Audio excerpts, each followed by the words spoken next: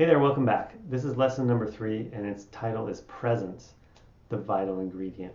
So last time we talked about the concept of being the example, how our kids are really watching everything we do. No matter what we say to them, they're always watching what we do. So I challenged you, or I asked you to spend 10, 15, 20 minutes journaling or writing down where there are inconsistencies possibly in how you relate to your kids in terms of eating, how you relate to your own health, and how deeply you really listen inside to your own body telling you how to eat and what to eat and when to stop eating and how much to eat. Because really, our bodies, just like every other animal in nature, knows all of those things all the time. And really, what we're aiming to do in the big sense of this 21-day family reset is reestablish that ability to hear inside our own knowing of what to eat and when to eat, how much to eat, when to stop eating. Because we all have that. Our kids have that. We have that.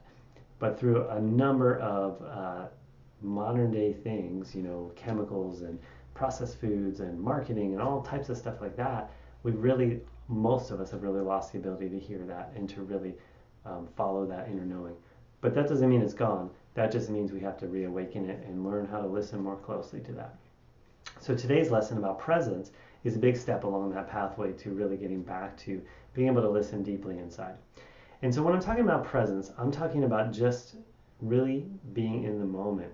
So this comes into play in a big way when we're actually at mealtime, when we're actually at the family table, the family meal, when we're eating together. How present are we? So this is something you could look at, like the last meal you ate together as a family. How present were you then? You personally, how much of the environment was about being together, interacting with each other, learning and knowing about each other's day or the time period since you last saw each other at this event. Things like, are we looking at screens? Are we watching TV? Do people have their phones or tablets or computers out? Because all of those things take away our presence. And what we know is the more present we are to ourselves, to the food we're eating, the more likely we are to make healthy choices. In fact, believe it or not, there was a study done in Canada where they surveyed hundreds of school-age kids about their parents using devices during mealtime in particular. And over 60% of the kids responded that they felt like the device, the phone or the tablet, was more important to the parent than the kid was themselves. I mean, that's like shocking stuff, right?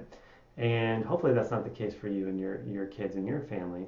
That seems a little extreme. But keep in mind that these are subtle things that happen when we are not being present to our own eating, when we are staring at a screen, when we're watching something else, and not present to the process and in the ritual that we're involved in of eating and feeding our body, giving our body nutrients and the things it's going to use for energy. We're giving that example to our kids that being present isn't really that important. But we really have no chance at all in hearing that inner voice that knows how to eat and when to stop eating if we're not first being present to ourselves. The other thing that we found in terms of researching about healthy lifestyle, and not just whether you eat vegetables or whether your kids eat vegetables or eat junk food, but also other healthy decisions or unhealthy decisions they're going to be faced with as they go through life, becoming teenagers and becoming young adults and adults. Things like who they associate with, how much importance they put into their education, whether they make risky decisions about alcohol and drugs, are all affected by the number of family meals we have together, but really more than how many times you sit down in the same space together, how present everybody is in those experiences. Are you sitting around a table and everyone's staring at a movie or a TV show on a screen?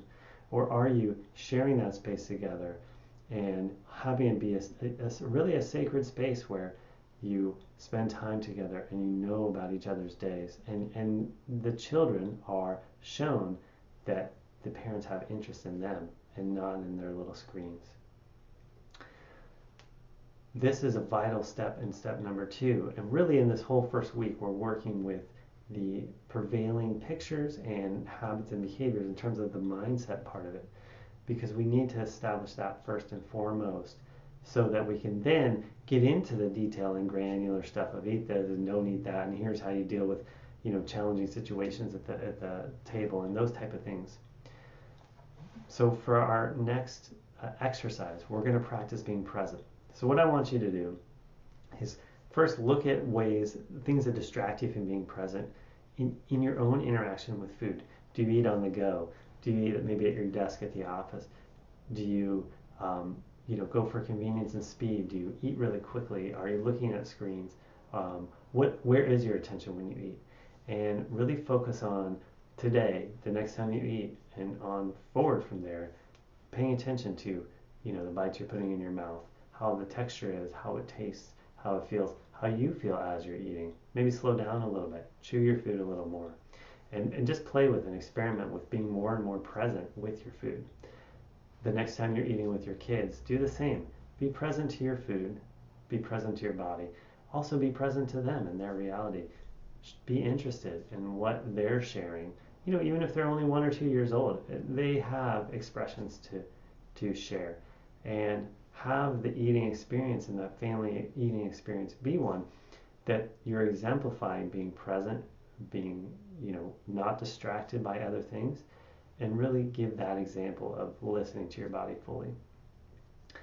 And then what I want you to do for the next 2 days is jot a couple notes after each meal. Just start looking at what did that feel like? If you felt like you were being more present than you had been, or you're being present, how did that experience go for you? What did you notice that maybe distracted you from being present? What are some of the habits that you have that now we're going to have to reform and reestablish or change about looking at our phones or looking at TV or not being present or eating on the go in the car, so on and so forth. And so you can really start unwinding it and really, just shining the light on what's really been going on so that you can start making those changes and being more present. So do that. Jot some notes down after each meal for the next 2 days, and we'll talk about that on the next lesson a little bit. All right. You guys take care, and we'll see you in a couple of days with our next lesson. Bye now.